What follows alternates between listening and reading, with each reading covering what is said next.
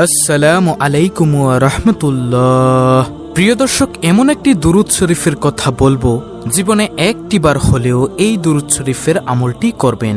নবীজি সাল্লাল্লাহু আলাইহি ওয়াসাল্লাম ওয়াদা করে বলেছেন, এই দুরূদ শরীফের আমলটি যদি আপনি করতে পারেন, পৃথিবীর মধ্যে সবচেয়ে সুখী মানুষ আপনি হবেন। কোনো কিছুর অভাব অনটন আপনার কাছে থাকবে না। টাকা পয়সা, ধন দৌলত, মান সম্মান সবকিছু আল্লাহ রাব্বুল আলামিন আপনাদেরকে দিবেন।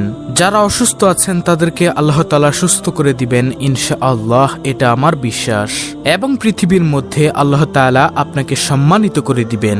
এবং এই পৃথিবী থেকে যখন আপনি চলে যাবেন, তখন কবরের মধ্যে যখন যাওয়ার পর নবীজি সাল্লাল্লাহু আলাইহি ওয়াসাল্লামকে দেখে জিজ্ঞাসা করা হবে যে এই ব্যক্তি কে, তখন নবীজিকে আপনি কবরের মধ্যে দেখে চিনতে পারবেন ইনশাআল্লাহ এই দুরূদ পাঠের আমলের মাধ্যমে।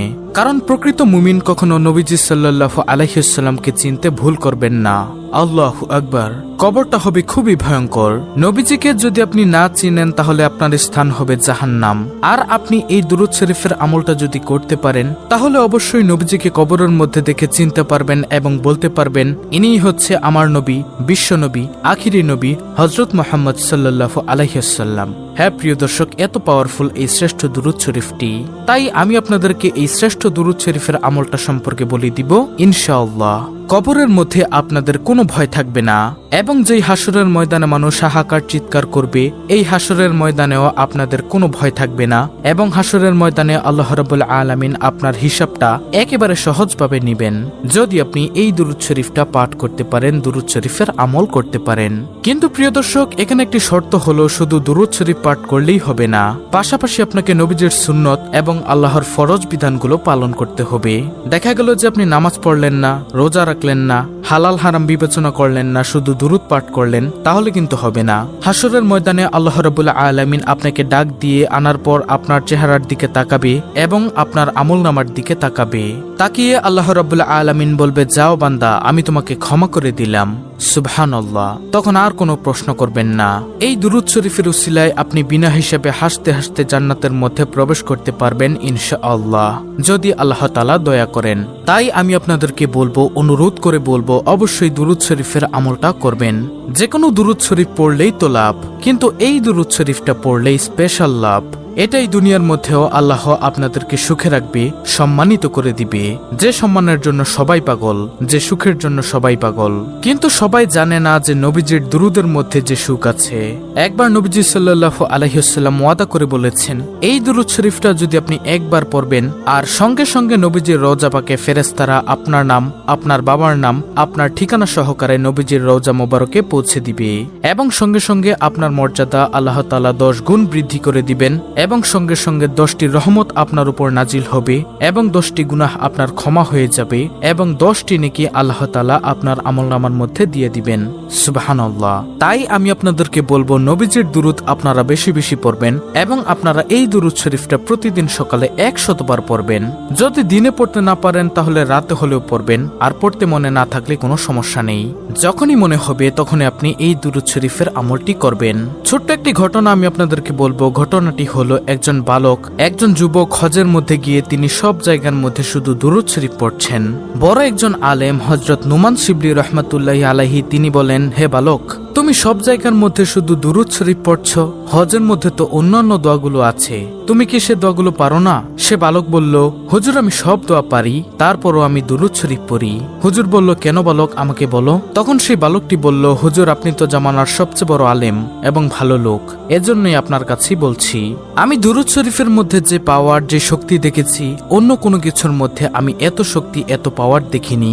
তখন সে বালকটিকে হুজুর বলল, আচ্ছা বলো তো দেখি, দুরূদ শরীফের মধ্যে তুমি কেমন শক্তি, কেমন পাওয়ার দেখেছ? তিনি বলল, অর্থাৎ সেই বালকটি বলল, আমার বাবার সঙ্গে আমি হজের মৌসুমের সময় কাফেলার সঙ্গে আমরা হজ করতে আসতেছিলাম। আসার সময় পথিমধ্যে আমার বাবা হঠাৎ অসুস্থ হয়ে গেল। অসুস্থ হয়ে যাওয়ার পর আমাদের যাত্রা বিরতি করলো, সেখানে আমরা অবস্থান করলাম। আমার বাবার অসুস্থতা দিনের দিন এবং সময়ে সময় বাড়তেই আছে। এজন্য আমাদের কাফেলার মধ্যে আমাদের সঙ্গে যারা ছিল এক দলের মধ্যে তারা বলল, হে বালক, তুমি তোমার আব্বুর খেদমত করো, তারপরে তুমি রাস্তা দিয়ে চলে এসো। আমরা চলে যাই মক্কাতে হজ করার জন্য তোমরা আস্তে আস্তে আসো। তখন সেই বালক হুজুরকে বলল, আমাদের কাফেলার লোকগণ সবগুলো চলে গেল এবং আমি আমার আব্বুর খেদমত করছিলাম, কিন্তু হঠাৎ করে আমার আব্বুর অসুস্থতা আরো বেড়ে যায় এবং হঠাৎ করে দুনিয়া থেকে বিদায় নিয়ে চলে যায়, মারা যায়। আমি দেখলাম হুজুর আমার বাবার চেহারাটা কালো কুচকুচে হয়ে গিয়েছে, বিগড়ে গিয়েছে, খারাপ হয়ে গিয়েছে। আমি দুশ্চিন্তায় পড়ে গেলাম, হায়রে এমন একটি জায়গার মধ্যে, মরুভূমির মধ্যে আমার আব্বুর এই অবস্থা, আশেপাশে কোনো মানুষও নেই। যদি কোনো মানুষ দূর থেকে এসে দেখে আমার আব্বুকে এইভাবে খারাপ চেহারা হয়ে গিয়েছে, বিকৃত চেহারা হয়ে গিয়েছে, কালো হয়ে গিয়েছে, বিগড়ে গিয়েছে চেহারাটা, তখন মানুষ কি মনে করবে? তখন তিনি অর্থাৎ বালকটি কান্না করতে করতে বাবার চেহারার মধ্যে কাপড়টা দিয়ে ঘুরে কান্না করতে করতে সেই জায়গার মধ্যেই মনের অজান্তে ঘুমিয়ে গেছে। তিনি বললেন, অর্থাৎ বালকটি বলল, আমি ঘুমের মধ্যে দেখলাম একজন সাদা জুব্বা পাগড়ি পরা লোক আমার আব্বুর কাছে আসলো। আসার পর আমার আব্বুর কাপড়টা মুখ থেকে সরালো। সরানোর পরে আমার আব্বুর বিকৃত চেহারাটা, খারাপ কালো চেহারাটা, তিনি তার মধ্যে হাতটাকে মুছে দিলেন, হাতটাকে বুলিয়ে দিলেন। মুছে দেওয়ার সঙ্গে সঙ্গে আমার আব্বুর চেহারাটা নূরে নূরান্বিত হয়ে গেল, সুন্দর হয়ে গেল, চোখগুলো ঝলমল করতেছিল। তখন আমি স্বপ্নের মধ্যেই বললাম, আপনি কে? তিনি চলে যাচ্ছিলেন। আমি পিছনের দিক দিয়ে বললাম, আপনি কে বলে যান, না হয় আমি আপনাকে ছাড়বো না। কারণ এমন কঠিন সময়ের মধ্যে আমরা বিপদের মধ্যে পড়ে গিয়েছি, আর আপনি আসলেন, এসে আমার বাবাকে সাহায্য করলেন, আমার বাবার চেহারাটাকে আপনি সুন্দর করে দিলেন। আপনি কে বলুন, আপনার পরিচয় আমি জানতে চাই। তখন তিনি বললেন, অর্থাৎ ওই সাদা জুব্বা পাগড়ি পরা তিনি বললেন, আমি আর কেউ নই, আমি হলাম বিশ্বনবী, আখিরে নবী, নবী মুহাম্মদ সাল্লাল্লাহু আলাইহি ওয়াসাল্লাম। তখন সেই বালকটি বলল, আপনি কেন এসেছেন ইয়া রাসূলুল্লাহ সাল্লাল্লাহু আলাইহি ওয়াসাল্লাম? আপনি নিজে চলে এসেছেন কেন?